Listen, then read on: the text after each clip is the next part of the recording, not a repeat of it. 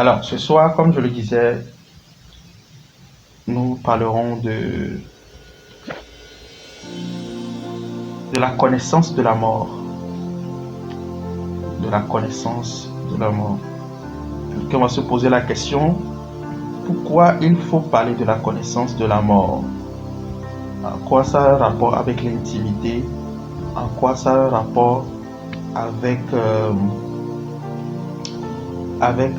l'autopréservation dans la sainteté? À quoi ça a un rapport avec la victoire sur l'addiction? Lorsque je commençais par préparer cet enseignement, je priais, j'avais une certaine structure dans ma tête par rapport à ce que Dieu voulait que j'enseigne. Et comment il voulait que je débute, c'est ce que je cherchais. J'étais sorti un peu, je suis rentré, et puis j'étais dans ma réflexion, et je sentais comme si quelque chose devait m'être communiqué, mais cela n'est pas encore fait. Donc j'étais un peu troublé dans mon fort intérieur. Je cherchais une certaine tranquillité que je n'arrivais pas, jusqu'à ce que il fallait que je m'isole un peu. Et lorsque j'ai décidé de m'isoler en même temps, le Seigneur m'a dit la connaissance de la mort. J'ai entendu la voix qui m'a dit la connaissance de la mort. J'ai dit ok, quoi la connaissance de la mort? La connaissance de la mort. C'est comme ça, quand j'ai reçu le titre, que je vous ai envoyé la fiche dans le groupe. La connaissance de la mort. Alors j'ai commencé par réfléchir sur le sujet, prier, réfléchir, faire des recherches concernant ce que le Seigneur voulait communiquer, la pensée qu'il voulait véhiculer. Et effectivement, ce qu'il a communiqué, franchement, ça a boosté d'abord mon intelligence, mais aussi mon cœur. Alors aujourd'hui, nous parlerons de la connaissance de la mort. Et ma prière est toujours que Dieu puisse nous accorder la miséricorde et la grâce de pouvoir exprimer correctement sa pensée comme il le souhaiterait. Parce que vous voyez, ces genres de programmes, ce ne sont pas des programmes habituels. Dans ces genres de programmes, ce sont des programmes qui vont dans des profondeurs, qui touchent à des théologies, qui touchent à des trucs préétablis. Et le Seigneur essaie un peu de percer, non, je ne dirais pas essaie un peu, mais le Seigneur perce au travers de ces enseignements les voiles qui sont jetés sur notre intelligence, afin que nous puissions voir la lumière, ou bien voir les choses comme il le voit. Comme la Bible le dit, nous voyons au travers de sa lumière à lui. Pas au travers de la connaissance que nous avons, au travers de la sagesse que nous avons, pas au travers des compétences, pas au travers de ce que nous pensons savoir vrai ou faux, mais au travers de sa lumière à lui. Et je crois que le Seigneur est en train d'inaugurer une nouvelle ère de révélations qui vont sortir par rapport à la victoire sur le péché, par rapport à l'intimité. Et je crois que Dieu veut passer par ce programme pour le faire. Notez très bien, comme je vous l'avais dit, ce programme, ces moments d'enseignement, ce ne sont pas des moments habituels. Je n'étais pas censé vous enseigner cela, comme je le fais maintenant. C'était quelque chose que je devais écrire. Et je devais écrire comme un livre. C'était le titre du premier livre que j'ai reçu, avant que tous les autres me suivent. Mais pour que cela puisse se faire, parce que je ne faisais que procrastiner, je réfléchissais comment je devrais organiser tout ça. Je priais aussi par rapport à cela. Et de plus en plus, je sentais l'insistance du Saint-Esprit.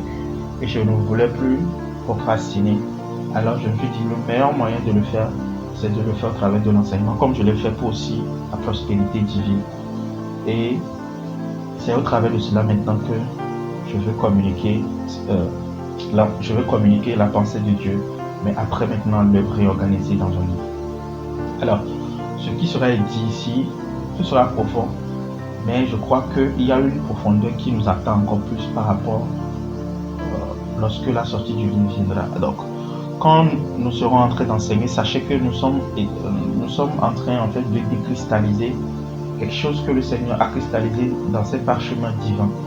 Donc, il faut beaucoup de grâce, vraiment beaucoup de grâce, beaucoup de miséricorde pour appréhender ce que le Seigneur veut communiquer dans la génération, le vent qu'il veut faire souffler la nouvelle ère, ou bien la nouvelle saison, je dirais plutôt la nouvelle ère, ou bien la nouvelle dispensation qu'il veut inaugurer. Je crois que c'est une dispensation d'appel à l'intimité, une intimité très profonde et surtout de victoire, d'une victoire incommensurable sur l'ennemi. Alors, il faut vraiment beaucoup de miséricorde pour le saisir et le manifester, mais aussi beaucoup de miséricorde pour pouvoir le comprendre profondément. Il y a certains livres que j'ai eu à lire. Si vous les lisez, vous comprendrez ce que je dis. Par exemple, quand vous lisez le livre sur l'homme spirituel de Watchman Nee, ce sont des livres qui ont été écrits dans les années 1950. Avant Watchman Nee, personne n'a autant bien expliqué l'homme dans sa nature spirituelle comme lui. Avant lui et après lui, personne d'autre ne l'a fait comme il a fait. Dans les années 1950. Or, il a fait en écrivant en prison. Il a été emprisonné pendant 20 ans. C'était un écrivain chinois. Et c'est au travers de lui que nous avons connu ce qu'on appelle par l'enseignement sur l'homme spirituel. C'est lui qui a décrit, c'est lui qui a véhiculé la pensée du fait que l'homme est composé de l'âme, du corps et de l'esprit. Sinon, avant lui, on n'arrivait pas à expliquer correctement cela. Les psychologues renfermaient l'homme dans 2 dimensions, le côté physique et le côté métaphysique. C'est Watchman Nee qui a débloqué, qui a décristallisé cette connaissance cachée en Dieu en ce qui concerne l'homme spirituel et qui a très bien détaillé comment il faut avoir la victoire sur le péché, le fonctionnement de l'âme, le fonctionnement de l'esprit, le fonctionnement du corps, la mort, la vie, beaucoup de choses. J'ai lu ce livre. Ce livre a été une grande bénédiction, une très très grande bénédiction pour moi et ce livre m'a beaucoup aidé dans la victoire sur le péché, personnellement parlant. Et c'est un livre que je conseille, mais c'est un livre très fort. Je n'ai pas pu le terminer, je vais être très sincère. C'est un livre de 400 pages, je n'ai lu que la moitié. Et c'est un livre qui est très combattu. Quand vous commencez par le lire, vous sentez en même temps l'influence de Satan, vraiment le poids de l'ennemi, qui franchement est très palpable. Je n'ai pas un truc caché, c'est très palpable. Vous pouvez le sentir comme ça, que le diable vous attaque dès que vous prenez ce livre.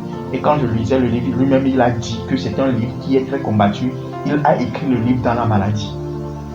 Dans la maladie, il était affligé par l'ennemi, franchement, très combattu. C'est en ce moment qu'il avait écrit ce livre-là. Et à chaque fois, il essayait toujours de capter la pensée de Dieu et de la véhiculer correctement comme cela lui a été communiqué.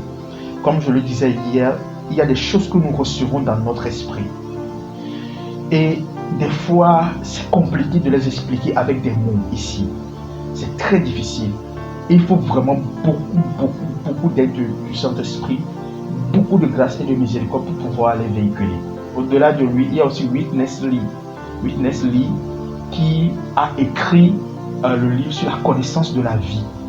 Et je crois que beaucoup de chrétiens ne connaissent pas ce livre, ne savent même pas ce qu'on appelle par la vie. J'en ai parlé un peu dans mon livre que j'écris sur la prospérité divine. Et dans cet enseignement, je vais le détailler, la connaissance de la vie. On va aller en profondeur, on va dire beaucoup de choses sur la vie.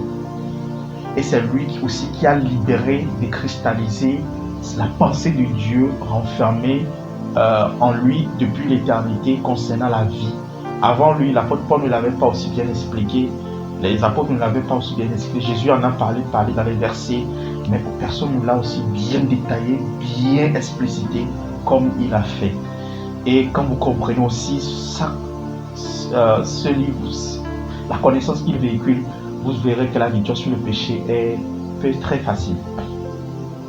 Et franchement, son livre est une très grande bénédiction dans le sens où ça fait comprendre Dieu d'une différente manière.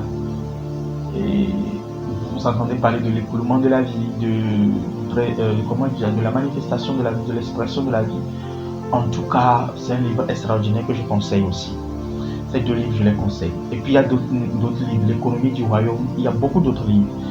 Et avant ces choses-là, avant ces écrits qui sont décristallisés, il y avait une certaine ombre, une certaine ignorance qui planait sur le corps de Christ jusqu'à ce qu'il y ait des gens qui puissent aller suffisamment vite pour capter cette intelligence-là et la manifester. Quand cette intelligence est manifestée, je ne parle pas du fait que les gens Tout le monde se dit, je suis un écrivain, j'écris. Quelque chose leur vient en livre. En tête, ils écrivent, ils ont lu 2, 3, 4 livres, 50 livres, 60 livres, et ils manifestent ça, ils écrivent ça. Non. Je parle du fait que ce soit un mandat. C'est un appel. C'est un appel. Et franchement, ce qui sort d'un appel est très différent de ce qui sort d'une sagesse acquise par de la lecture. Vous voyez un peu. Alors, ce que j'essaie de dire par là, c'est que dans cet enseignement que nous sommes en train de faire, il y a cette même dispensation de ce que Dieu avait fait avec ces personnes-là. Dieu veut refaire la même chose, mais Dieu est en train de le faire au travers de ce programme, de cet enseignement. Et ma prière toujours est que Dieu accorde toujours la miséricorde pour que, après avoir terminé le programme, que je puisse aussi rapidement que possible mettre ça dans un livre comme il le désire. Donc ces enseignements qui seront véhiculés sont des enseignements qui vont libérer une nouvelle ère, vont décristalliser des connaissances cachées en Dieu, dont l'Église n'a pas encore appréhendé. Vous savez, avec les histoires de l'intelligence artificielle, les enseignants sur les réseaux sociaux et tout, on pense avoir tout connu, ou bien on pense déjà avoir accès à toutes les connaissances en Dieu. Mais je peux vous assurer qu'il y a tellement en Dieu que nous devons libérer que nous n'avons pas encore fait. Nous n'avons même pas encore atteint la moitié de ce que nous devons libérer en Dieu. Et cet enseignement ici, dont je suis en train de parler à l'instant, fait partie de cette catégorie d'enseignement qui inaugure de nouvelles ères. Des ères d'intimité, des ères de sanctification et des ères de la victoire sur l'addiction. Amen. Alors, nous parlerons aujourd'hui de la connaissance de la mort. Genèse 2, le verset 17. Que Dieu nous aide vraiment à comprendre et à véhiculer. Je prie toujours cette prière. Je sais pourquoi je le dis comme ça.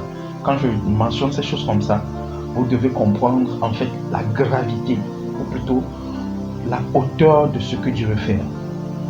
Que Dieu m'aide à pouvoir la véhiculer et que Dieu vous aide à la comprendre.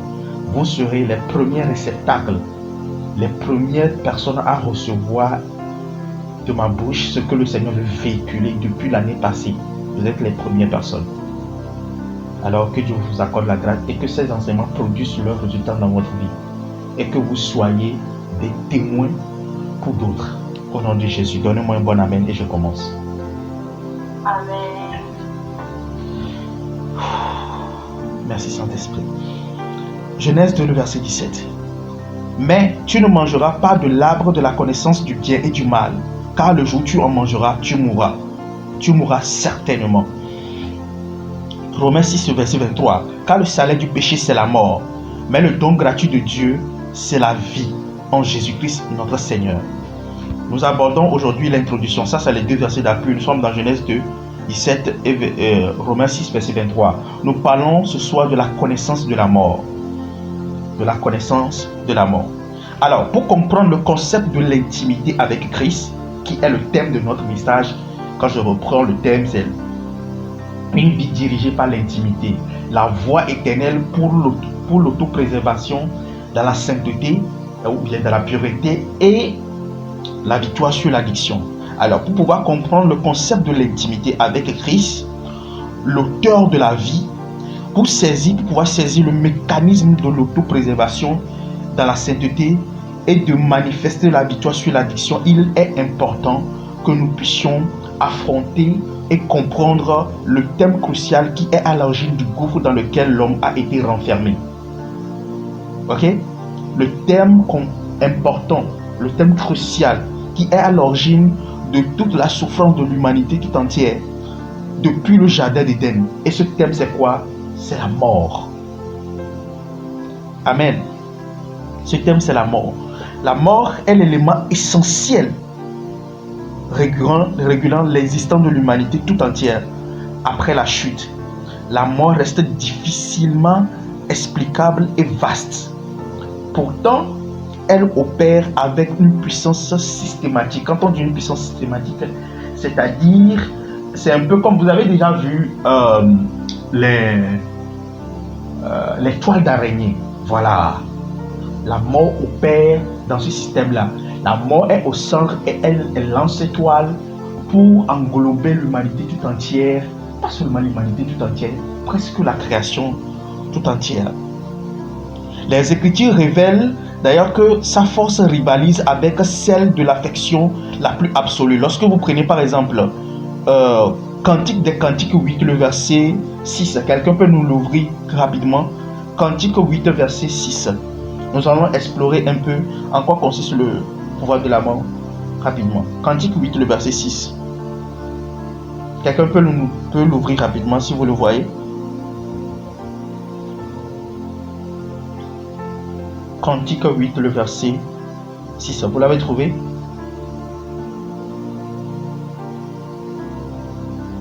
Que celui qui trouve le verset le lise. Moi j'ai trouvé. D'accord. Mets-moi comme un sceau sur ton cœur, comme un sceau sur ton bras, car l'amour est fort dans ta bouche. Ah, oui. La jalousie, Oui, vas-y. la jalousie est inflexible comme le séjour des morts. Les ardeurs sont des ardeurs de feu, une flamme de l'éternel. Tiens. Alors, vous comprenez ici quelque chose. La Bible dit que l'amour est fort comme la mort. Et la jalousie est inflexible comme le séjour des morts. Ces ardeurs sont des ardeurs de feu et une flamme de l'éternel. Ici, j'espère que vous savez que la force la plus puissante de l'univers, c'est l'amour. Et Dieu lui-même est amour. Quand je vous ai enseigné sur la miséricorde, je vous ai parlé de la nature de Dieu. Ici, on compare la puissance de l'amour à la puissance de la mort. C'est-à-dire, on peut voir une certaine équivalence. Ils ont presque une force égale. Lorsqu'on compare la force de l'amour à la force de la mort. Jamais on n'a comparé Satan à Dieu de cette manière, de toute la Bible. La première fois où vous devez comparer Satan à quelqu'un, on a dit votre adversaire, le diable, descend vers vous avec une grande colère. C'est dans Apocalypse où on parle de l'homme. Jamais on a comparé Satan à Jésus, ok? Et jamais on a comparé Satan à Dieu. Jamais. Quand on devait encore comparer Dieu à quelque chose, c'est à l'argent. On ne l'a jamais comparé à Satan. Et ici, dans ce verset, c'est le verset, je crois même que, en fait, lorsque par exemple, vous allez dans le verset de Corinthiens qui parle de vous devez servir un seul maître, soit Dieu ou soit maman, en réalité, on ne compare même pas maman à Dieu. On ne fait que mettre une certaine équivalence, une certaine systématisation, bien, on ne fait que mettre une certaine petite comparaison de choix, ou bien on pousse les gens à faire leur choix, un choix clair. Mais c'est ici pour la première fois où on compare vraiment clairement la puissance de Dieu à une autre puissance. Ok? Et ici, la force la plus puissante qui gouverne l'univers, c'est la force de l'amour. Elle est inflexible. Quand elle te tombe dessus, on peut prendre un paramètre très simple que nous vivons au quotidien. Lorsqu'une personne, ce n'est pas quelque chose que vous choisissez, quand l'amour vous tombe dessus, peu importe comment vous allez lutter contre cela, c'est difficile, c'est compliqué. Quand vous commencez par aimer quelqu'un, les gens ont voulu ne pas ressentir cela. Ils ont passé par des études, ils ont fait des tas de choses, mais n'ont pas pu réussir. Ça, c'est pour expliquer à quel point l'amour est puissant. Quand elle te saisit, tu ne pourras pas comprendre. Et ici, dans Cantique 8, le verset 6, on compare la force de l'amour à la force de la mort. Et on dit que ces ardeurs sont comme des ardeurs, les flammes de l'éternel. Vous comprenez un peu à quoi ressemble maintenant la mort. Continuons. La connaissance de la mort n'est pas un sujet à éviter. Et ça, c'est très important à le noter. Parce que beaucoup de chrétiens, dans les enseignements, dans les églises, les gens ont peur de la mort, fuient la mort, évitent les sujets autour de la mort. Et quand par exemple, on est en train de... je vais juste prendre un exemple, on est en train de voyager, on commence pas à parler de la mort en voiture, les gens commencent pas à avoir peur comme s'ils vont faire des accidents. Bref, il y a un certain mythe, il y a un certain... comment on appelle ça déjà? Il y a une certaine aura autour de la mort qui empêche à ce qu'on puisse réellement l'explorer correctement. Pourtant, c'est quelque chose qui se passe au quotidien, c'est quelque chose qui est présent dans le quotidien de l'humanité. Donc ce n'est pas un sujet à fuir ou à explorer partiellement. Elle doit être comprise profondément afin d'appréhender son fonctionnement organique. Son fonctionnement organique, c'est-à-dire ce qui se trouve à l'intérieur, comment elle se manifeste. Au-delà des informations superficielles qu'on a l'habitude de recevoir, des informations pressées et artificielles qui sont généralement données. Si la Bible précise quel est le dernier ennemi qui sera détruit, cela démontre la place hégémonique qu'elle occupe sur le plan du combat général auquel est livrée l'humanité. Lorsque vous lisez par exemple 1 Corinthiens 15, le verset 26, la Bible dit ceci, que c'est la mort qui est le dernier ennemi qui sera détruit, ce n'est pas Satan. Ce ne sont pas les démons. La mort est le dernier ennemi qui sera détruit. Beaucoup ne savent même pas que la mort est un ennemi. Au même titre que Satan, comme ils arrivent à le comparer. Mais encore à un titre plus élevé que Satan. Beaucoup ne le savent pas. Le Seigneur m'a révélé des choses ce soir. J'étais abasourdi. Ça montre à quel point la mort occupe une place hégémonique, une place hyper importante dans le combat spirituel.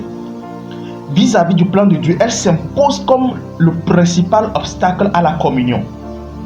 Oui, le principal obstacle à la communion, à l'intimité, c'est la mort. S'affirmant comme le plus redoutable des ennemis de l'homme, le plus redoutable des ennemis de l'homme, au-delà de tous les ennemis que l'homme peut avoir, lui-même, Satan, les autres, il y a un autre ennemi qu'on sous-estime ou qu'on ne cite même pas.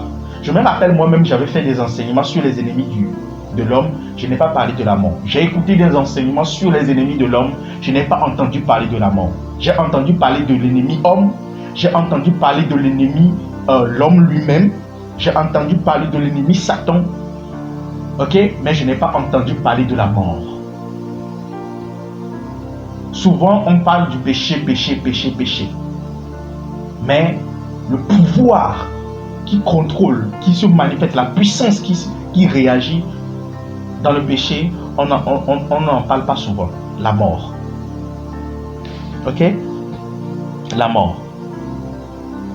Alors, dans ce chapitre, nous allons appréhender quelque chose. Nous allons apprendre à connaître la mort, son objectif, ses expressions, comment la mort s'exprime, quel est l'objectif de la mort, comment elle s'exprime et la manière dont l'homme l'expérimente, comment l'homme expérimente la mort au quotidien. Nous analyserons comment elle s'écoule de manière invisible dans les pensées charnelles et comment sa puissance est insatiable. Lorsque vous lisez par exemple Proverbe 27, le verset 20, quelqu'un n'a qu'à me le lire s'il vous plaît. Vous allez m'aider beaucoup avec les versets aujourd'hui. Proverbe 27, le verset 20.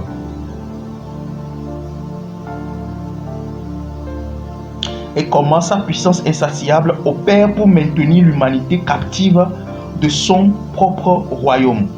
La mort a son propre royaume. Et ce royaume s'appelle le séjour des morts. Ce n'est pas quelque chose, nous donnerons cette définition plus tard. Le séjour des morts, ce n'est pas seulement le lieu où les gens vont quand ils perdent leur vie physique. C'est aussi un lieu qui existe déjà dans lequel sont tous les humains qui n'ont pas Jésus. Le séjour des morts.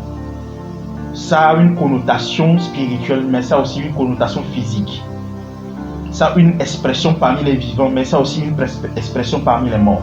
La terre des oublis, ce n'est pas seulement la terre où ce n'est pas seulement les cimetières. La terre des oublis, c'est aussi le lieu où Dieu n'y est pas parmi les vivants. Come on. C'est important à comprendre. Le séjour des morts. Le séjour des morts ne se trouve pas seulement dans la Bible. Le séjour des morts se trouve parmi les vivants et circule parmi les vivants. Ok? Oui, vous avez trouvé Psaume 27, le verset 20.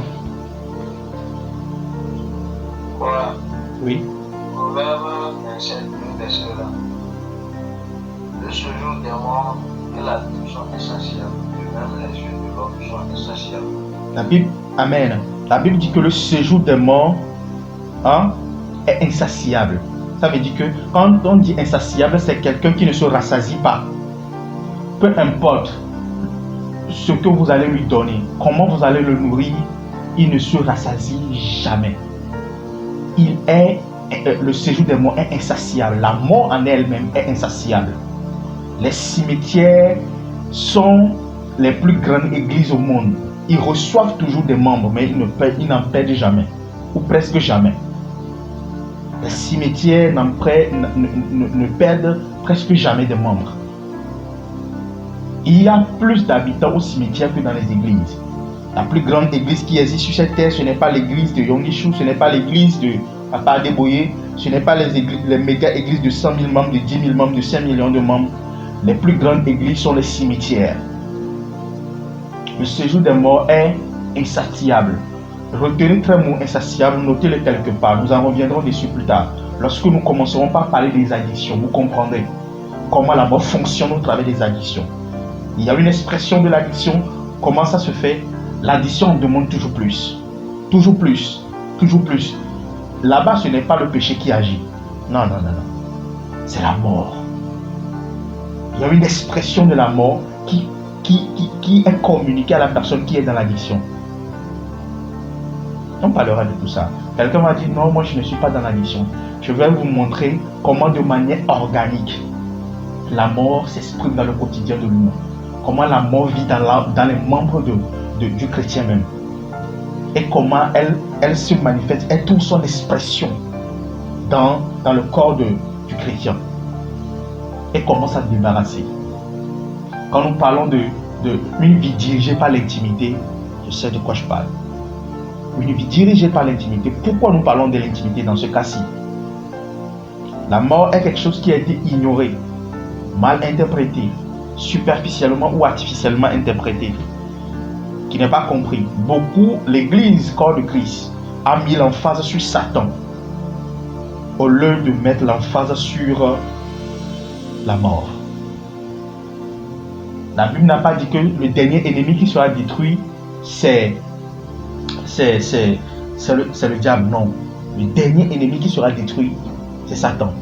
In fact, vous allez vous rendre compte même que lorsque Jésus-Christ est allé à la croix jusqu'au tombeau, on n'a même pas parlé de Satan. Est-ce que vous vous êtes rendu compte? On n'a pas parlé. Vous pouvez lire Matthieu, Luc, Jean, Jacques. Toutes ces choses qui se sont passées. On n'a pas parlé de Satan. On a parlé de la victoire sur le péché. On a l'impression comme si Satan, on l'a minimisé ou bien on l'a ignoré. Et beaucoup de chrétiens ne comprennent pas pourquoi. Ça montre à quel point Satan est facile à vaincre. Mais il y a quelque chose qui est difficile à vaincre et dont 90%, 99% des chrétiens trouvent. Sur l'humanité imbibée dedans. Le péché et la mort. In fact, la mort a été vaincue. Mais la mort dans le corps n'a pas encore été vaincue. Là, vous pouvez imaginer à quel point quelle est la représentation systématique de la mort. Peu importe que vous recevez Jésus-Christ, vous n'allez pas vivre éternellement sur terre. Vous pourrez mourir. Maintenant, vous irez au paradis. Mais en tout cas, ici, c'est pour ça qu'on dit que la mort est le dernier ennemi qui sera détruit. Ça veut dire que le fait que vous ayez reçu Jésus même là, n'empêche pas que vous mourrez. Mais il y a une autre expression de la mort au-delà de l'arrêt du corps, de la mort biologique, qui est à l'œuvre, avec lequel le Seigneur deal actuellement, au travers de son expression à la croix, de son œuvre à la croix. Et c'est de ça que nous parlons ici. On ne peut pas parler de l'intimité sans prendre connaissance de ce que c'est réellement la mort. Alors, numéro 1, nous parlerons de la mort en tant que destructeur des mondes et des créations. La mort en tant que destructeur des mondes et des créations. Ici, nous aborderons ce qu'on appelle pas la genèse de la mort. Alors, avant de donner une quelconque définition de la mort, il est impératif de comprendre sa provenance. Satan est-il le véritable ennemi de l'homme? Ou bien le seul véritable ennemi de l'homme? Point d'interrogation. Posez-vous cette question d'abord. 2. La mort est-elle un élément passif qui ne se manifeste qu'à la fin des choses? 2. Posez-vous cette question. Est-ce que la mort est un élément passif qui ne se manifeste qu'à la fin des choses. Comme on peut le voir dans les films, la mort ne vient que quand les gens sont, comment on dit ça, à la fin de leur vie. Ils ont manifesté leur temps sur la terre. Même qu'elle soit prématurée ou non, en tout cas, c'est la fin des choses. Est-ce que la mort est la fin des choses? Ou bien il y a une autre explication, il y a une autre définition par rapport à cela? La mort est-elle réellement la fin des choses ou bien le début des choses? C'est la question à se poser. 3. Voilà. Est-elle vraiment la dernière étape ou bien tout commence par elle? Question. On répondra à ces questions plus tard. Numéro 1. La mort est rentrée en Satan, l'origine céleste du fléau. Lisez-moi Ésaïe 28, le verset 14 à 15. Nous allons voir l'origine céleste du fléau qu'on n'appelle pas la mort. Nous allons étape par étape. Cet enseignement, ce n'est pas un enseignement pressé, c'est comme une étude biblique. Et je prie que Dieu nous accorde toujours la grâce et beaucoup de patience pour comprendre profondément ce qu'il veut nous communiquer. Quelqu'un ouvre avec moi Ézéchiel 28 à partir du verset 14. Quelqu'un ouvre Ésaïe 14, verset 12. Je pourrais lire ça chez moi, mais je préfère que vous lisez pour qu'on puisse réellement interagir et comprendre tout profondément. Rapidement, s'il vous plaît. Ésaïe 28 à partir du verset 14. Alors, comme je vous l'avais dit, si vous l'avez trouvé, vous pouvez le lire. Oui, vas-y. Moi, j'ai pris Ézéchiel. Moi, j'ai tout pris Ésaïe 14. Moi, je peux commencer. Oui, vas-y. Ésaïe 14, verset 12. Te voilà tombé du ciel, astre brillant, fils de l'aurore, tu as battu à terre, toi le vainqueur des nations. Oui, continue. Jusqu'au verset 14. Tu disais en ton cœur, je monterai au ciel, j'élève mon trône dessus des écrans de Dieu. Je marcherai sur la montagne de l'assemblée, à l'extrémité du septentrion. Je monterai sur les sommets des nues. Je serai semblable au très haut. Mais tu as été précipité dans le séjour des morts, dans les profondes de la fosse. Amen. Mais tu as été fait quoi? Tu as été précipité dans le séjour des morts, dans les profondeurs de la fosse. Quelqu'un a trouvé Ézéchiel 28? Oui, j'entends. Oui, vas-y. Ézéchiel verset 14. Verset 14. Oui, vas-y. Tu étais un chérubin protecteur aux ailes déployées. Je t'avais placé et tu étais sur la sainte montagne de Dieu. Tu marchais au milieu des pierres étincelantes. Oui, continue. Jusqu'au verset 17. D'accord. Tu as été intègre dans tes voies depuis le jour où tu fus créé jusqu'à ce que l'unicité a été trouvée chez toi. Par la grandeur de ton commerce, tu as été rempli de violence et tu as péché. Je te précipite de la montagne de Dieu et je te fais disparaître. Chérubin protecteur du milieu des pierres étincelantes. Verset 17. Ton cœur s'est décidé à cause de ta beauté.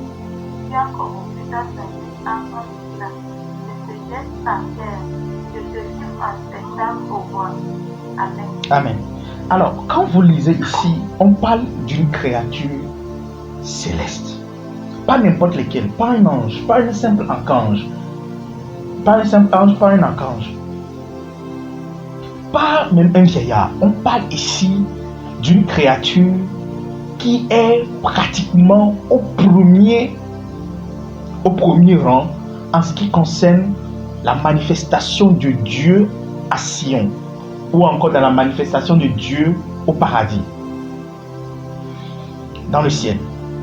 Parce que Dieu, il faut comprendre que Dieu n'habite pas au ciel, il habite une lumière inaccessible, mais il projette sa gloire au ciel, là où il y a le trône. Tout ce que vous lisez dans l'Apocalypse et tout, ce n'est que la projection de la gloire de Dieu.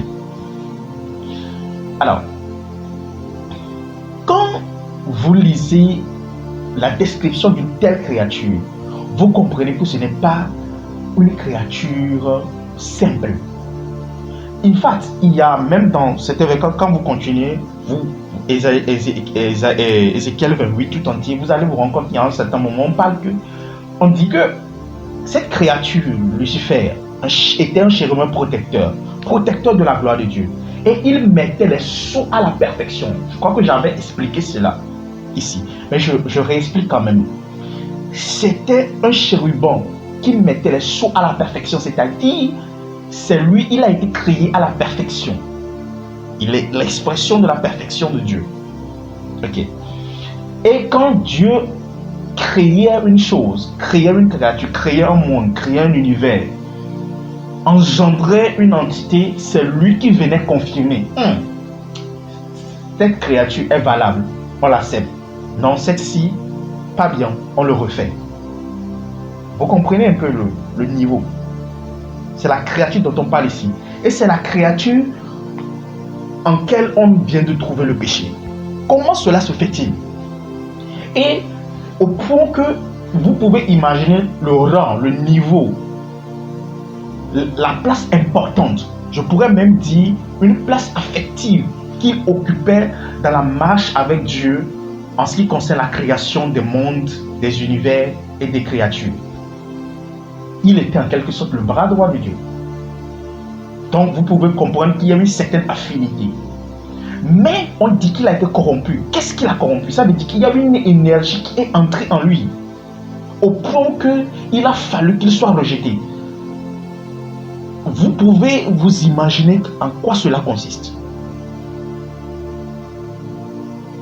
Avant que la mort ne se manifeste sur la terre ou d'infecter l'être humain dans le jardin d'Éden, la mort a pris naissance dans les lieux célestes, au sein même de la perfection. Elle est rentrée en Lucifer lorsqu'il a choisi de rompre sa communion et sa soumission à Dieu. Je ne veux pas encore donner une définition, mais j'aimerais juste que vous compreniez un tout petit truc avant que je n'évolue. La mort est tout ce qui existe quand Dieu n'est pas là. La mort, c'est tout ce qu'il y a après Dieu. Prenez ça comme ça pour l'instant. On évolue. En devenant le premier être à se séparer volontairement de la source de vie. Je parlerai et j'expliquerai tout cela. Je parlerai aussi de la connaissance de la vie. Quand on parle de l'intimité, et cela va vous permettre de comprendre profondément. Les gens sont beaucoup braqués sur Satan et sont beaucoup braqués sur la connaissance du bien et du mal. Mais il y a plus que ça. Il y a la mort et la vie. Je vous avais expliqué ici que dans les choses spirituelles, ce n'est pas le bien et le mal dont on définit. Ce n'est pas par rapport au bien ou au mal qu'on définit les choses. On définit les choses par rapport à la vie et à la mort. Et quand je parle de la mort, vous voyez directement quelqu'un dans un tombeau. Ce n'est pas ça. L'image qui vient directement, c'est quelqu'un dans un tombeau. Ce n'est pas ça.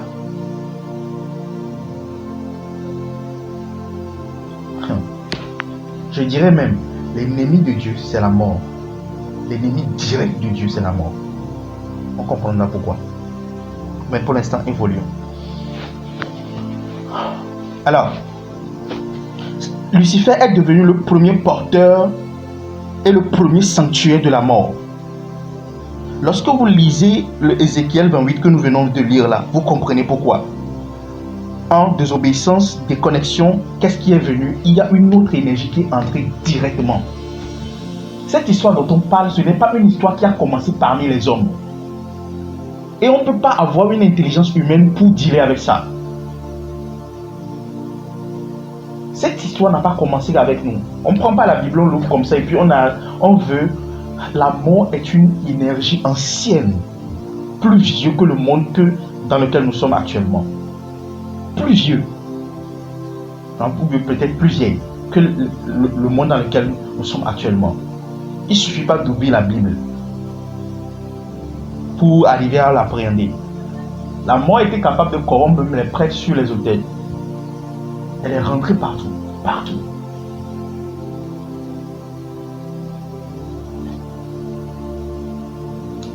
Il y a des choses dont je vous parle. Quand vous prenez par exemple Jézabel, les agents de la mort, je vous en parlerai. Mais évoluons d'abord. Donc, la mort n'a pas commencé sur terre, la mort a commencé au ciel, avec Lucifer. lorsque vous prenez, je vais vous parler un peu de la contagion cosmique. C'est quoi la contagion cosmique? Ok, je vous explique ainsi. Ok, quand vous prenez Satan, Lucifer d'abord, qui est devenu Satan, quand la semence de la mort est rentrée en lui, cette même semence a corrompu le tiers du ciel. Le tiers du ciel, le tiers du ciel, un tiers du ciel, c'est-à-dire on prend tous les habitants du ciel, on les divise par 3. La mort prend une partie. Évoluons. La théologie populaire attribue souvent la chute des anges à la seule capacité de persuasion ou à la manipulation politique de Satan. Mais je vais vous dire une vérité. Mais cette explication est superficielle. Pourquoi? Parce que comment des êtres célestes n'ayant aucune nature pécheresse, numéro 1, 2, vivant dans la lumière directe de la face de Dieu, ça c'est 2, au milieu d'une fidélité et d'une perfection absolue, 3, ont-ils pu basculer? Numéro 1, ils vivent. Numéro 1, ils vivent devant ils ont une nature qui n'est pas pécheresse. Ça c'est le numéro 1. 2, ils vivent dans la lumière devant Dieu. 3, ils sont au milieu d'une fidélité et d'une perfection. Comment se fait-il qu'ils ont pu basculer? Ce n'était pas en fait une simple rhétorique, non. C'était l'introduction d'un virus spirituel, d'une force invisible et destructrice. La semence de la mort qui a commencé par entrer. Comment le diable... J'avais fait un enseignement où je parlais d'une entité nommée Behemoth. Et je disais que cette entité était le mentor de Satan. J'avais parlé de Behemoth. Quand j'ai fait cet enseignement a été supprimé. J'avais enregistré ça sur Zoom. Cette entité a été supprimée. J'avais parlé de pourquoi ont-ils échoué et j'ai parlé de Lucifer. J'ai refait un autre enseignement comme ça aussi, une deuxième fois, qui a aussi été supprimé. Vous pouvez comprendre la profondeur des choses qui sont dites et pourquoi ces vérités ne doivent pas sortir. Évoluons. C'était l'introduction d'un virus spirituel, d'une force invisible et destructrice, la semence de la mort. Une fois que l'iniquité est née en Satan, cette puissance de mort ne s'est pas standardisée. Elle s'est multipliée avec une férocité inouïe. Quand vous voyez les anges qui ont été convaincus et le 1/3 ont été rapatriés dans la rébellion, ce n'est pas parce que le diable s'est parlé. Ce n'est pas seulement à cause de ça. De la manière dont le même ennemi, le même Lucifer, qui pouvait mettre les sous à la perfection, garder la gloire de Dieu avec l'énergie de la vie de Dieu, il y a une autre énergie qui maintenant l'alimente. Et cette énergie-là l'a poussé, de la manière dont il mettait les sous à la perfection, ça l'a poussé maintenant à convaincre tous les autres pour la rébellion. Cette énergie voulait trouver son expression. De la manière dont la vie de Dieu trouvait son expression au milieu des créatures célestes, cette énergie aussi voulait trouver son expression. Le véritable antagoniste de l'histoire, ce n'est pas Satan. Évoluons. Cet esprit, aide-moi à comprendre. Aide-nous à comprendre. Et cette énergie se manifeste d'une manière. Pourquoi? Parce que vous allez remarquer à quel point cette énergie elle est féroce. C'est pour ça qu'on l'a comparé quoi? À l'amour, c'est-à-dire à Dieu lui-même. La mort est aussi puissante que l'amour. La jalousie est aussi féroce que le séjour des morts. Elle est insatiable. C'est une flamme de l'éternel. C'est-à-dire que la même ardeur avec laquelle Dieu brûle, c'est avec la même ardeur, mais de manière négative, que la mort brûle. La même passion avec laquelle Dieu brûle, c'est avec la même passion que la mort, avec laquelle la mort brûle, mais de manière opposée. La capacité de contrôle de Dieu, de l'omniscience, de l'omniprésence, de l'omnipotence de Dieu, c'est la même capacité qui se retrouve dans la mort, mais de l'autre niveau, de l'autre côté. C'est ça.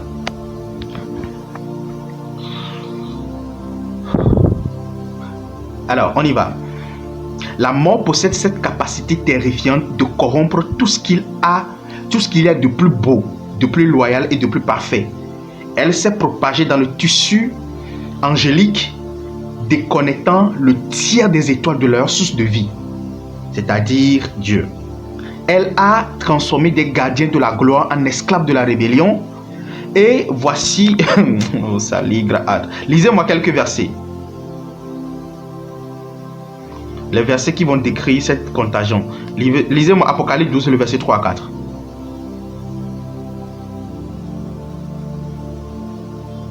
Apocalypse 12, le verset 3 à 4.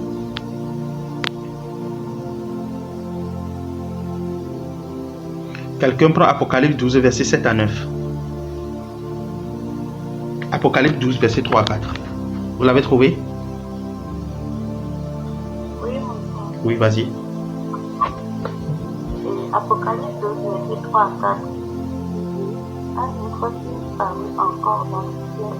Et voici, c'était un grand dragon rouge, ayant 7 têtes et 10 cornes, et sur sa tête 7 diadèmes. Sa queue enseignait le ciel, des étoiles du ciel, et les jetait sur la terre. Le dragon se tient devant la femme qui allait enfanter, afin de dévorer son enfant lorsqu'elle aurait enfanté.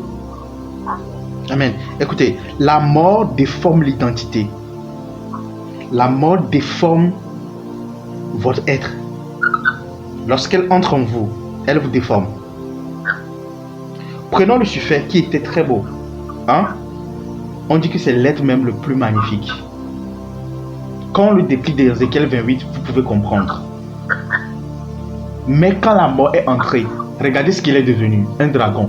D'où est venue l'énergie de récréation, de reformulation. Quelqu'un va me poser la question, quel est le rapport par rapport à moi qui suis en train d'écouter? Quel est le rapport par rapport à l'intimité? Tu comprendras bientôt. Lis le verset 7 à 9. Verset 7 à 9. Dans le ciel, une compassion contre le dragon, et le dragon était dans compassion. Mais ils ne furent pas les plus forts, et les places ne furent plus trouvées dans le ciel. Et le grand dragon, le serpent ancien, appelé le diable et Satan, celui qui est sur la terre, fut précipité sur la terre, et ses vaches furent précipitées avec lui. Amen. Amen. Lorsque vous lisez par exemple 2 Pierre 2, le verset 4, la Bible dit, car si Dieu n'a pas épargné les anges qui ont péché, mais s'il les a précipités dans l'abîme des ténèbres et les réserve pour le jour du jugement. Ça veut dire il n'y a pas que les humains qui entrent au séjour des morts. Le diable aussi y est. Les entités célestes aussi y est.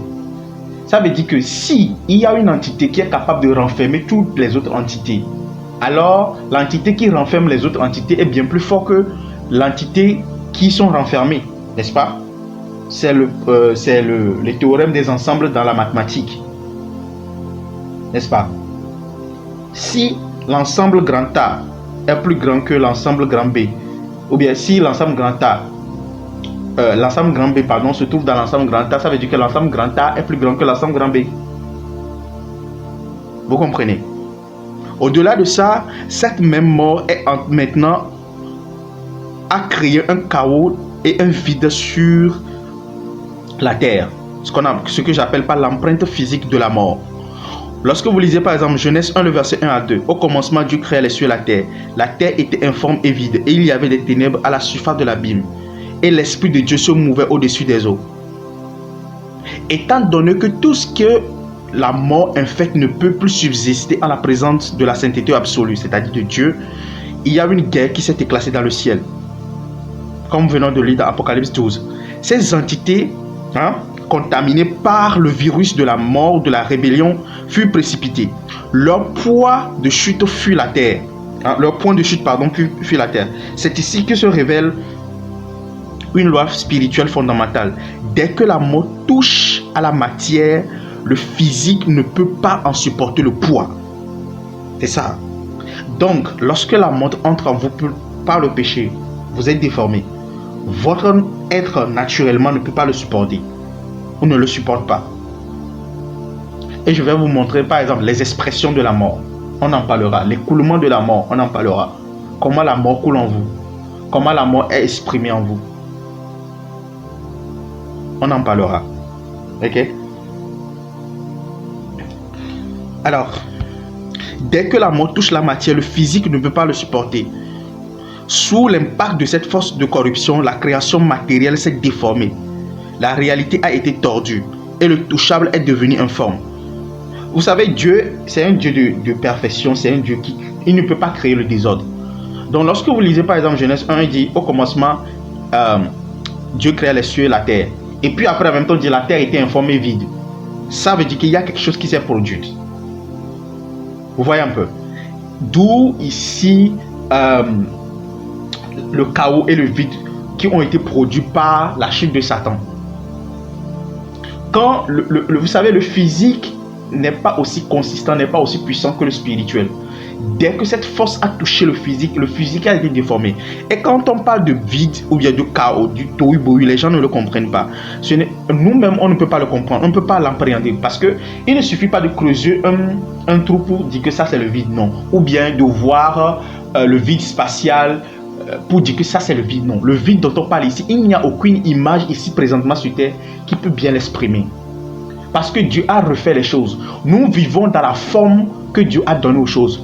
Nous ne vivons pas dans le chaos qui était avant que Dieu ne crée Éden. Le monde actuel n'est qu'une expression d'Éden après la chute. Après le chaos et le tohu-bohu. Même que après que Adam et Ève ont péché, le chaos avant la création d'Éden, ce chaos n'est plus revenu. Si c'était dans ce chaos, on n'existerait même plus, on n'aura même pas de forme. Il n'y a aucune image actuellement qui peut exprimer le vide et le chaos dont on parle. Il n'y a que ceux qui sont une fois morts, qui sont allés au séjour des morts et qui sont revenus, qui peuvent en quelque sorte bien vous exprimer ce qu'ils ont expérimenté là-bas. Vous allez voir, la plupart disent qu'il y a une ténèbre qu'on ne peut pas décrire. Parce qu'il n'y a aucun mot ici actuellement pour décrire les réalités de ce monde-là. Vous comprenez? Il n'y a rien ici pour décrire les réalités de ce monde. Alors quand on parle de chaos, tohu-bohu là, on parle de vraiment de quelque chose qui n'a pas de forme.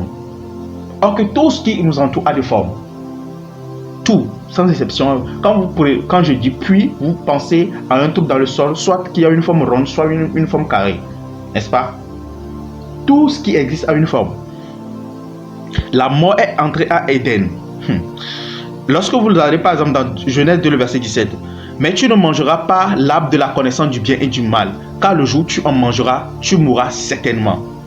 Après le chaos originel, Dieu intervient pour ordonner la matière et engendrer le jardin d'Éden et créer l'entité humaine. Il donne à quoi? Il donne l'autorité légale de la réalité physique et de la capacité d'interagir avec le monde spirituel, comme je vous l'avais toujours expliqué. Dans ce sanctuaire qu'on appelle Éden, qu'est-ce qui s'est passé? La mort a été introduite. À travers qui? À travers l'homme, en passant par Lucifer. C'est ici il faut qu'on arrive à briser quelque chose.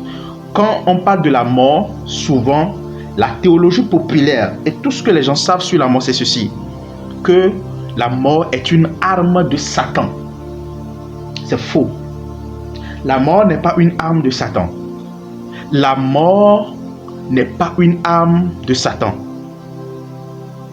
C'est l'inverse. Satan n'est pas le maître de la mort. Il est le premier serviteur. Il en était le premier victime. La mort, Satan était le premier. Lucifer était le premier victime de la mort, par désobéissance. En fait, si Dieu lui avait expliqué ou bien lui avait fait expérimenter un tout petit peu à quoi pouvait ressembler sa désobéissance, quel monde l'attendait, il ne désobéirait jamais. Jamais. Beaucoup voient Satan comme le maître absolu qui contrôle toutes choses. C'est faux. Je ne dis pas qu'il n'est pas puissant. Non, il est puissant. Mais il n'est pas le maître absolu. Il y a bien plus que lui. Mais ce qu'on nous avait appris, ce qu'on a connu, ce qu'on a lu, on nous a enseigné, c'est que Satan, c'est lui qui contrôle. Vous savez, et vous allez voir beaucoup de gens, on nous met le feu sur Satan tout le temps, mais Satan ne meurt jamais. Est-ce que vous savez que le feu du Saint-Esprit ne peut pas détruire la mort? On ne peut pas lancer le feu contre la mort. Tu ne peux même pas le chasser. Je t'ordonne au nom de Jésus, sors la mort. Il ne partira pas. Vous pouvez chasser les démons au nom de Satan. Vous pouvez contester, vous pouvez chasser les démons au nom de Jésus. Pardon. Vous pouvez contester avec Satan lorsque vous avez des rangs spirituellement. Mais comment arrive-t-on à vaincre la mort? Question. C'est comme ça que vous allez voir des gens qui ont tenu tête au diable. On finit mal. Plus tard, vous allez poser la question. Le diable a trouvé un moyen pour les détruire. Ce n'est pas le diable qui a trouvé un moyen pour les détruire. Non. C'est la mort qui les a récupérés.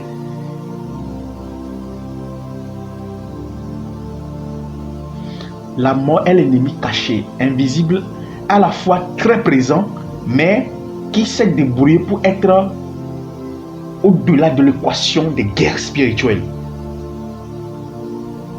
que l'humanité, tous les chrétiens sont en train de livrer actuellement. La mort est très présente, nous en sommes tous conscients. Non, vous pouvez ouvrir le micro et me répondre. Mais vous allez remarquer que il y a un peu comme dans cette conscience de présence, il y a aussi cette conscience d'absence en même temps. Comme si elle n'existait pas. Ou bien comme si elle n'était pas aussi puissante. Si je vous demande, je pose la question, la mort est-elle puissante? Vous me direz oui. Mais dans votre réaction d'agir par rapport, vous ne saurez pas agir. Mais vous saurez très bien contester avec les démons, les chasser et contester le diable, même pas vos paroles. N'est-ce pas? Mais comment arrivez-vous à contester avec la mort? Quelle technologie utilisez-vous? Quelle connaissance spirituelle mettrez-vous en place pour contester avec la mort? Quel verset emploierez-vous? Dites-moi. Quand la mort commence par rentrer dans vos mains, comment contestez-vous avec elle?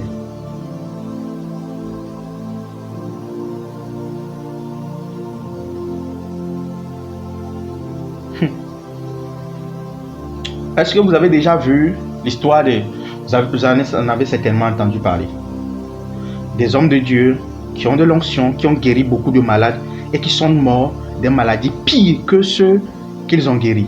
Ou certains d'entre eux sont morts des maladies qu'ils guérissaient.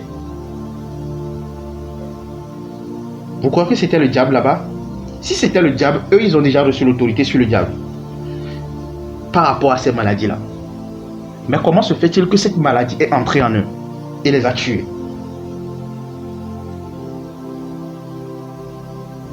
Je ne démystifie pas leurs œuvres et je ne banalise pas du tout. J'essaie d'expliquer quelque chose. Suivez-moi très bien. Je ne parle pas de manière arrogante ou orgueilleuse pour leur dire que non, vous n'avez pas bien fait. Non, je ne suis pas dans cette évolution-là, non. Vous devriez faire ceci. Non, je ne fais pas le tout connaisseur. Nous sommes tous en train d'apprendre. Ce que je suis en train de vous enseigner ce soir, je ne le connaissais pas avant. Il y a de cela 2 ou 3 heures en arrière que le Saint-Esprit m'a communiqué tout ceci. Et pendant que je suis en train de vous parler, il est en train de me rendre ministère pour mieux vous expliquer ce que je dis.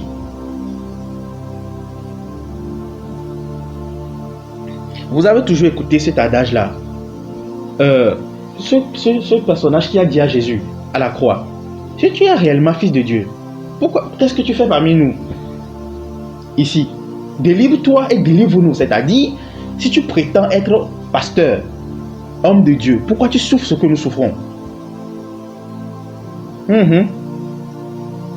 Si Dieu passe par toi pour délivrer les autres de la... Pourquoi tu es pauvre? Pour guérir les gens, pourquoi tu es malade? Histoire ici, c'est pas Satan. quand Jésus-Christ était à la croix en ce moment, il y avait deux choses. Il devait rendre sa vie et aller contester avec la mort. Il n'était pas allé contester avec Satan.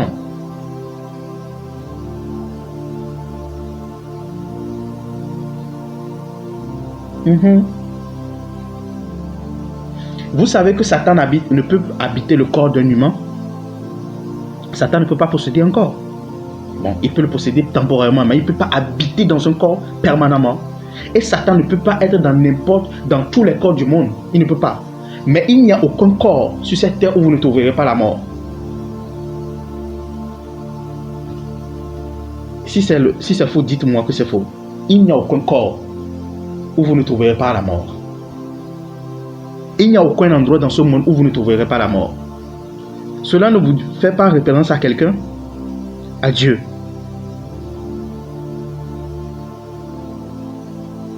Vous comprenez maintenant? Mais si tu dis que tu es fils de Dieu, délivre-toi et délivre-nous. Il ne comprenait pas que le Seigneur était en train d'aller contester avec la mort. Ce dont nous parlons ici, beaucoup ont pris Satan et ils ont fait de lui le maître absolu. Satan ne peut pas être partout, en tout moment, en tout temps. Personne. Satan ne peut pas y être. Mais le Saint-Esprit peut y être. Vous savez ce qui va arriver dans la grande tribulation? S'il y a une chose que vous ne devez jamais rater, ne ratez jamais l'enlèvement. Vous pouvez tout rater présentement, mais s'il vous plaît, faites tout pour ne jamais rater l'enlèvement. Parce que lorsque vous allez rater l'enlèvement, ce qui empêchait la mort de s'exprimer correctement, c'est le Saint-Esprit. S'il part,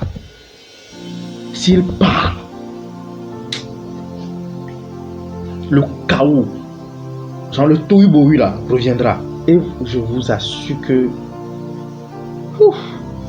I don't know. Je ne sais pas. Alors, je vous dis ceci. Satan n'est pas le maître de la mort. Il en est le premier serviteur. Il est la toute première recrue de la mort. Son premier agent opérationnel. Lucifer sert un seul maître, invisible et implacable, la mort. Son unique feuille de route est d'envoyer le maximum de créatures dans le séjour des morts pour nourrir ce monstre. Quand vous voyez le diable étant autant acharné et en colère parce que il a goûté, après avoir goûté la vie, il a goûté la mort. Et il sait qu'il ne peut pas retourner à la vie.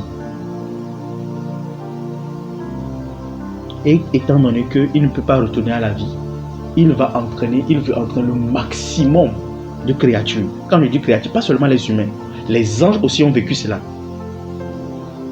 C'est pour ça que vous allez voir même parmi les démons ne s'aiment pas entre eux. Hein. Ils sont disciplinés pour détruire. Mais le démon de la peur n'aime pas le démon de la jalousie. Parce que l'amour est l'expression de la vie. Dans la mort, il n'y a pas ça. Je ne sais pas si vous me suivez. Quand on rentre dans ce monde-là, dans leur monde, l'amour n'y est pas. Parce que l'amour est l'expression de la vie. Donc ce qui remplace l'amour dans leur monde, c'est la haine. Les sorciers ne s'aiment pas entre eux. Oublions ça. Ils sont juste maintenus par un capitaine pour les conduire. Mais ils se détruisent entre eux. C'est pourquoi ils ne peuvent pas subsister devant notre royaume. Ce n'est pas pour rien quand Dieu dit que si tu détestes ton frère, ou bien tu n'aimes pas ton frère, tu n'as pas connu Dieu. Les gens, vous savez, des fois, quand on lit les versets bibliques, on les comprend de manière casuale, simple. Mais c'est à la lumière des révélations qu'on peut estimer la profondeur de ce que Dieu disait. Ou bien de ce que Dieu dit. Parce qu'il a accès à toutes ces connaissances qu'il nous donne de manière, comment on dit ça, comme des brides. Ça même que nous sommes en train de dire, c'est des brides de connaissances.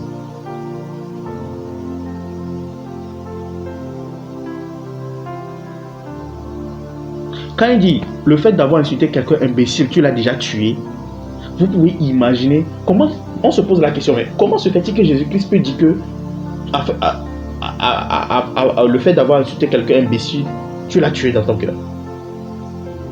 On dirait qu'il a exagéré, mais à la lumière de ce que nous sommes en train de voir là, on comprend qu'il n'exagère rien.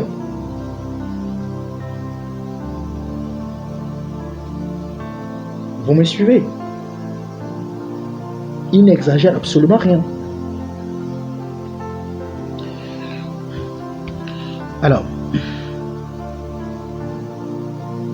son unique feuille de route est d'envoyer le maximum de créatures dans le séjour des morts pour nourrir ce monstre. Satan est esclave d'un suzerain insatiable depuis des millions d'années. Si ce chérubin déchu avait un seul conseil honnête à donner à toute la création, il hurlerait et dirait: ne désobéissez jamais à Dieu, car il connaît le prix de l'esclavage dans lequel la mort le maintient. C'est ce que le Saint-Esprit m'a dit, que si le diable devait donner conseil à l'humanité, il dirait: ne désobéissez jamais à Dieu. Vous savez, on vit la mort, mais vu qu'on ne comprend pas l'expression organique de la mort, on n'arrive pas à appréhender l'ampleur de son impact sur nous. Et ce que ça nous fait.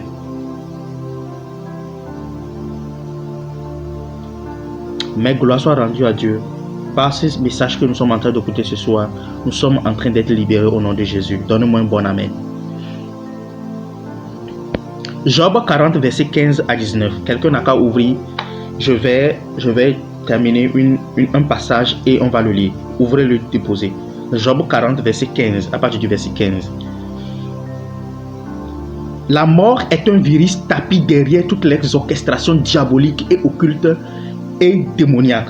Dites-moi, quelle est la finalité de toutes les oppressions sataniques? Quelqu'un peut me répondre? Thibaut, quelle est la finalité de toutes les orchestrations sataniques et démoniaques? L'oppression démoniaque, quelle est sa fin? Nous empêcher d'aller au ciel. Oui. C'est quoi? La mort. Oui, nous empêchons d'aller au ciel, oui, c'est vrai. Mais la réponse que je voulais, c'est la mort.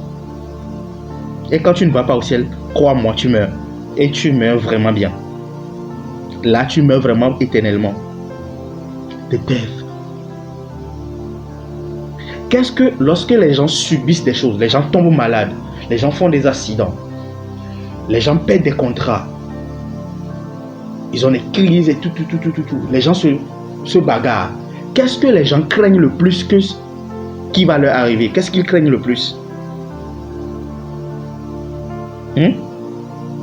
Quand quelqu'un tombe malade, quand les gens ont peur, pourquoi ont-ils peur? Ils ont peur de la mort. De la mort.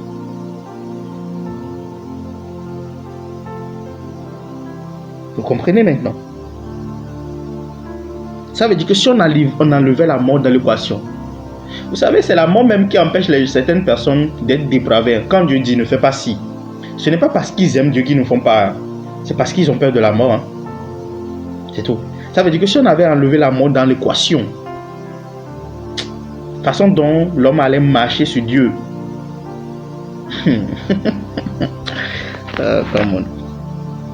La mort est le virus tapis derrière toutes les orchestrations diaboliques, occultes et démoniaques. La mort est le parasite qui contrôle des créatures, paralyse leur destinée et empêche de vivre la plénitude de leur vie. La mort est l'énergie qui coule maintenant dans le diable, qui coule dans les démons. Vous ne vous êtes pas demandé comment se fait-il que les anges qui étaient dans la vie, magnifiques, en beauté, tout ce qui va avec, à un moment donné, quand ils ont péché en même temps, quelque chose a changé. Qu'est-ce qui peut faire que une entité peut être transformée en quelque chose d'autre? Il faut certainement qu'il y ait quelque chose qui entre en lui. Je ne sais pas, une énergie, en tout cas une semence. Pour qu'il y ait une réaction chimique qui puisse se produire. Une feuille ne peut pas brûler tout seul. Il faut qu'il y ait du feu qui vienne en contact de cette feuille pour que ça brûle. Si on doit démolir une maison, il faut que, je sais pas, on utilise un marteau, une grue. En tout cas, tant que ces équations ne sont pas en jeu, ou bien ces forces ne sont pas mises en jeu, la maison demeure intacte. Ou si on ne doit pas utiliser une grue, en tout cas un vent fort doit souffler. En tout cas, il faut que quelque chose, une force rentre en action pour changer quelque chose. Et les gens pensent que c'est le péché. Non, le péché, la désobéissance n'est que la porte. Ce n'est pas pour rien la Bible dit que le salaire du péché c'est la mort. Ça veut dire quand tu pêches là, on te paie avec la mort. L'argent que tu reçois après avoir péché c'est la mort.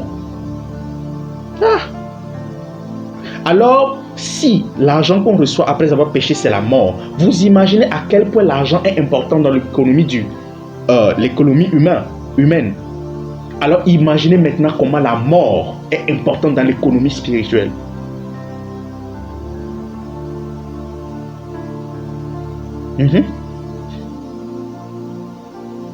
Ça veut dire que si on te paie avec quelque chose, soit tu as échangé quelque chose pour qu'on te paie avec quelque chose d'autre, n'est-ce pas?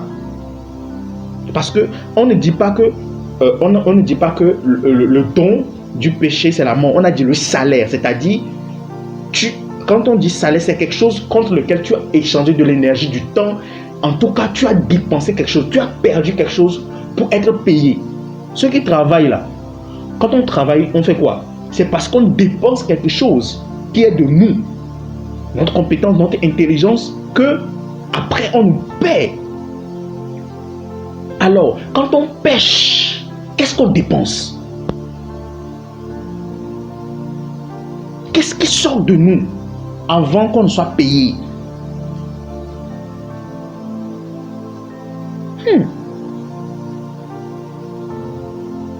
Et regardez la monnaie avec laquelle on nous paie. La mort. Mes amis, fuyons le péché. La mort est la maîtresse tyrannique qui manipule la création déchue tout entière. La mort est l'environnement et l'atmosphère universelle dans lesquels la création est plongée depuis la chute d'Adam. C'est l'environnement et l'atmosphère universelle dans laquelle est plongée. Satan n'est pas votre véritable adversaire. Et la mort n'intervient pas au travers des démons, non. La porte d'accès de la mort, ce n'est pas les démons, c'est la désobéissance. Quand on insiste, je crois que c'est en début d'année où j'avais parlé. Obéissance, obéissance, obéissance. J'ai répété la même chose, les gens n'ont pas compris. Moi-même, quand le Saint-Esprit me poussait à insister, j'avais compris à une certaine dimension. Mais la dimension que j'exprime aujourd'hui, je ne l'avais pas compris comme ça. L'obéissance, l'obéissance. Parce que c'est là, quand il y a désobéissance, c'est la seule porte d'entrée de la mort. La seule porte d'entrée. D'où l'importance de l'intimité. Parce que l'obéissance ne vient pas naturellement tant qu'il n'y a pas d'intimité. Tu ne peux pas obéir à quelqu'un que tu ne connais pas. Quelqu'un qui n'a pas d'estime devant toi. Tu choisis de l'obéir ou pas. Ça dépend de toi. Mais quand tu connais profondément cette personne, c'est facile de l'obéir. C'est d'ici là, c'est ici l'importance de l'intimité dont nous sommes en train de parler dans cet enseignement, dans ce programme.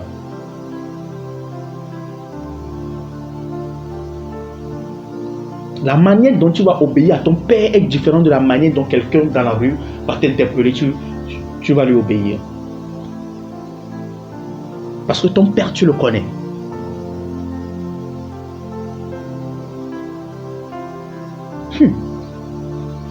Quand on dit non, ne couchez pas avec les filles, les gens pensent que... Écoutez, le diable et les démons ne sont que des agents de la mort.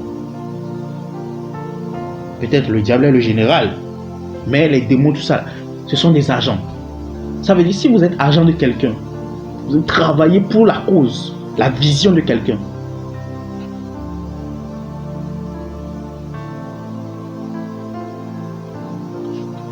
Ok. Que Dieu nous aide, c'est tout. Que Dieu nous aide, c'est tout. Que Dieu nous aide à pouvoir exprimer davantage ce que je dis et à ce que vous aussi vous puissiez comprendre et que cette parole nous donne de la vie.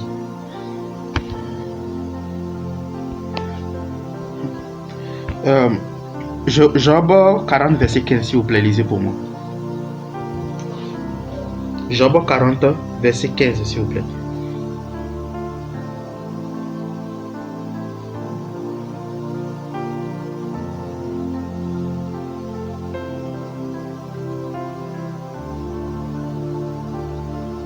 Quelqu'un a trouvé? Jean 40, le verset 15. Ici, voici l'hippopotame assis dans le... Non, ce n'est pas l'hippopotame. Je vais corriger cela. La version Louis II dit... La version Louis II dit l'hippopotame. Mais l'entité qui est citée là-bas, l'entité là s'appelle Behemoth. Ok, Behemoth. Oui, ça c'est Behemoth. C'est une créature mythologique spirituelle. D'accord? Maintenant tu continues. Il mange de l'herbe comme le bœuf. Le voici, sa force est dans ses reins et sa vigueur dans les muscles de son dos. Je continue. Oui, vas-y. Jusqu'à 19. Il plie sa queue aussi ferme qu'un cerf. Les nerfs de ses cuisses sont entrelacés. Ses os sont des plus serrés. Ses membres sont comme des arbres de fer. Il est la première des deux plaisirs. Celui qui fait la saisie d'un glaive. Il trouve sa pâture dans les montagnes où se jouent toutes les petits des champs. Il se couche sous les lotus au milieu des roseaux et des marécages. Les lotus se couvrent de leur ombre, les saules du torrent l'environnent. Que le fleuve vienne à déborder, il ne s'en fout pas. Que le désir se précipite dans sa gueule, il est calme. Regardez, attends. On dit cette créature en question, le Jourdain, ça veut dire tout un fleuve, peut passer dans sa gueule. Il ne bouge pas. Elle ne bouge pas, pardon. Vous comprenez? Continue. Est-ce à porte ouverte qu'on pourra le servir? Est-ce au moyen de filer qu'on lui perdra le nez? Amen. Oui, continue, je vais voir. Le 40 est fini. D'accord. Ici, on est en train de décrire une créature. Dans d'autres versets, on l'exprime encore beaucoup mieux. Et dans d'autres versions de la Bible, on l'exprime de manière vraiment très terrifiante. J'ai vu une description qu'on a faite de Behemoth. Je crois que c'est le prophète Hubert Ingel qui enseignait sur Behemoth. Mais c'est terrible.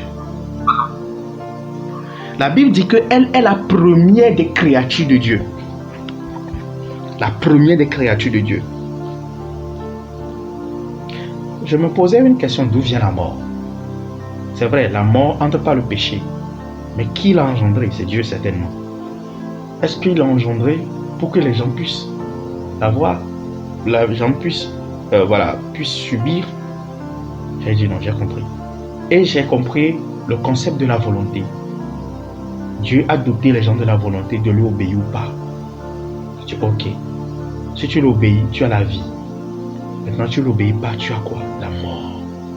Ça veut dire qu'après lui c'est la mort.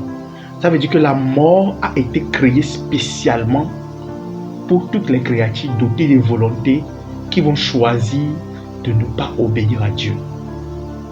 Quel piège. Je dis ah.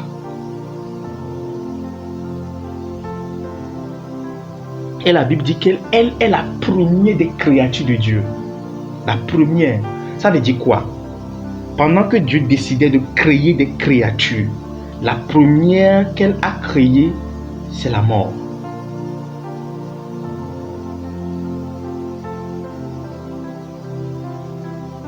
Vous savez, Dieu, on ne joue pas avec Dieu. Quand je vous ai dit que lorsque j'ai fini cette préparation, je suis saisi d'une sainte crainte. C'est vrai, on ne joue pas avec Dieu. Déjà, avant qu'il nous crée la beauté, il a créé ce qui peut détruire tout. C'est pour ça que j'appelle la mort le destructeur des mondes et des créatures. C'est la seule force. On dirait il a créé son propre antagoniste.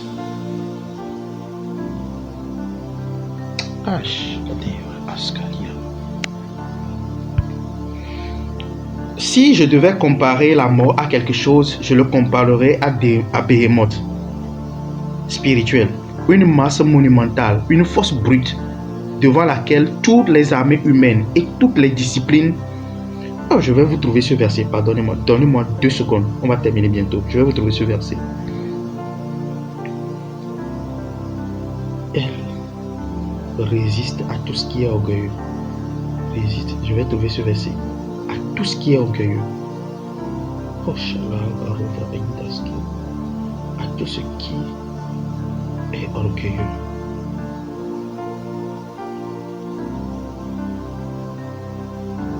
Quand on dit, lorsque vous irez en évangélisation, parlez-leur un tout petit peu d'une partie de ces enseignements. Vous allez voir comment les gens vont se repentir.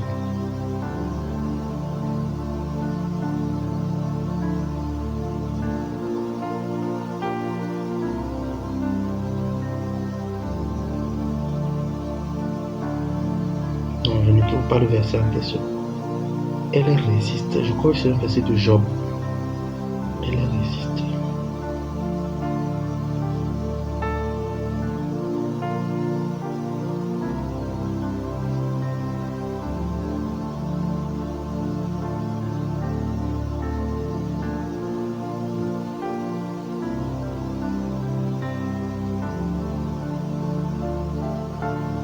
Job 40, verset 11.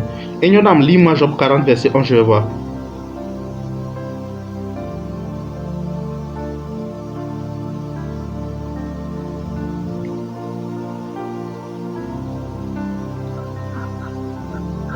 Job 40, verset 11. Répands les flots de ta colère et d'un regard abaisse-les au paix. Non, c'est pas ça. Je vais retrouver le verset. Dieu parle d'une créature. C'est un verset. Une créature qui se moque de tout ce qui est orgueilleux. J'avais déjà enseigné ça. Je vais retrouver ce verset peut-être demain. Oh, Kali Dabra Hazard. Quand vous irez évangéliser, prenez une partie de ces enseignements-là.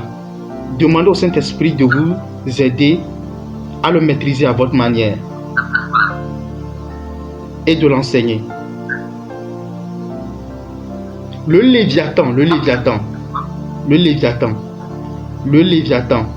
C'est toujours Job 40, verset 6. Le Léviathan. Je vais voir si je vais le trouver ici.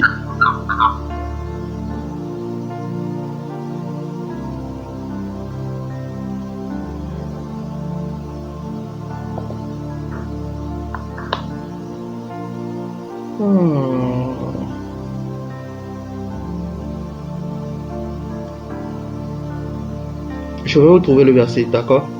Demain, on en parlera. Et on parle d'une créature qui résiste à tout ce qui est orgueilleux. On a donné des descriptions là-bas. On a donné des descriptions de cette créature en question. Et on a dit que seul Dieu est capable de le détruire. Seul Dieu est capable de le détruire. Quelle autre créature, la Bible dit que seul Dieu est capable de détruire? C'est la mort. Vous voyez un peu? Donc, je disais, évoluons et je termine par ici.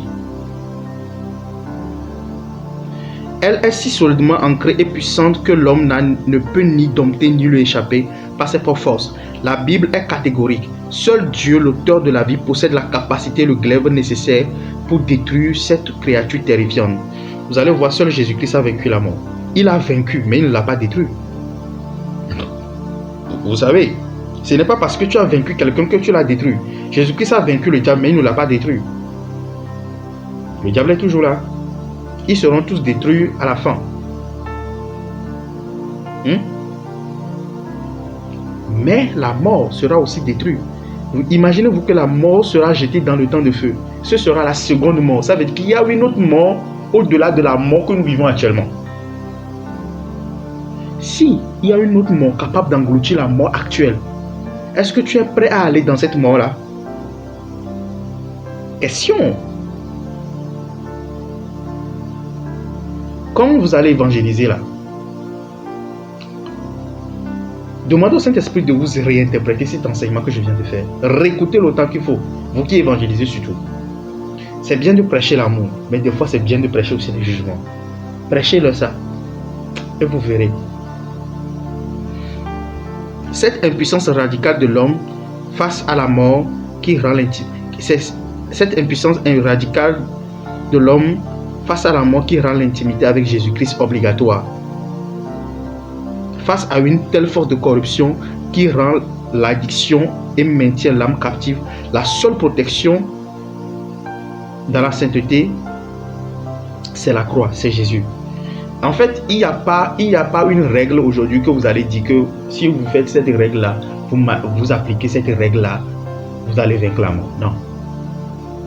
La seule règle qui peut vaincre la mort, c'est la vie. Et je vous parlerai de la vie. Maintenant, je ne fais que introduire la mort. Demain, je donnerai des définitions de la mort. Je parlerai de quoi déjà? Je parlerai de l'expression de la mort. Je parlerai de l'expérience de la mort. Ok? L'expression de la mort. Et je parlerai aussi de l'écoulement de la mort. Amen. Que Dieu vous bénisse énormément. Prions. Élève ta voix 2 secondes là où tu es et dis un mot à Dieu. Parle à Dieu en ce moment. Dis quelque chose au Seigneur concernant ta vie. Merci Seigneur parce que tu nous donnes la grâce, l'occasion, l'honneur et le privilège d'avoir accès à ces connaissances. Merci Jésus.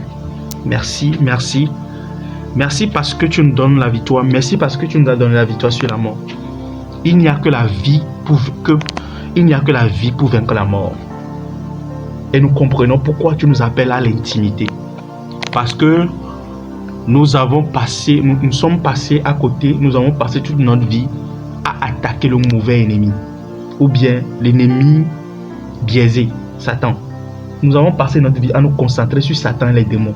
Or que Satan et les démons ne sont que des agents de la mort. Mais maintenant que tu nous ramènes dans ta lumière, pour que nous voyons les choses comme tu les vois, tu nous donnes aussi la grâce, la puissance nécessaire pour expérimenter toi et vaincre la vie. Il n'y a aucune règle, aucune loi physique, principe pour vaincre la mort. Il n'y a qu'une seule loi, la loi de l'esprit de vie. Il n'y a que la vie pour vaincre la mort. Tant que vous n'êtes pas connecté à la vie, il n'y a pas accès à la victoire sur la mort. C'est pour ça que, avant d'avoir accès à la vie, il faut avoir accès à l'intimité. Parce que la vie ne coule que dans l'intimité avec Jésus. C'est ici l'important de l'intimité. L'intimité, ce n'est pas un moment, un moment où vous passez du temps dans l'adoration seulement et puis vous sortez. Non. L'importance même de l'intimité, je crois qu'on la priorité même de l'intimité, on ne nous a jamais vraiment expliqué cela. Même moi qui enseignais, je ne l'ai vraiment pas expliqué. Je ne l'ai pas vraiment compris comme ça. Mais aujourd'hui, par sa grâce, il nous donne accès à cette lumière incroyable. Je suis béni autant que vous. Je suis la première à être béni autant que vous l'êtes ce soir. Nous sommes tous les premiers à être bénis par ces enseignements-là. La vie. La vie. L'intimité n'est pas une option. La prière n'est pas une option. Quand on le dit, on ne le comprenait pas. Oui. Adorer Jésus, ce n'était pas une option. Obéir à Jésus, ce n'était pas une option. C'est la voie de la vie qui nous maintient loin de la mort. On ne l'avait pas compris. Ouais, maintenant on le comprend. Parce que chaque fois qu'on est éloigné de Jésus, il n'y a qu'une seule chose qui peut régner, la mort. C'est pas Satan, c'est la mort. C'est la mort. Dis merci à Dieu parce qu'il nous aide vraiment ce soir à entrer dans cette victoire au nom de Jésus. Excellent Père de grâce, nous te disons merci. Ah, tu me l'as trouvé. Tu m'as trouvé le verset. Attends que je le vois.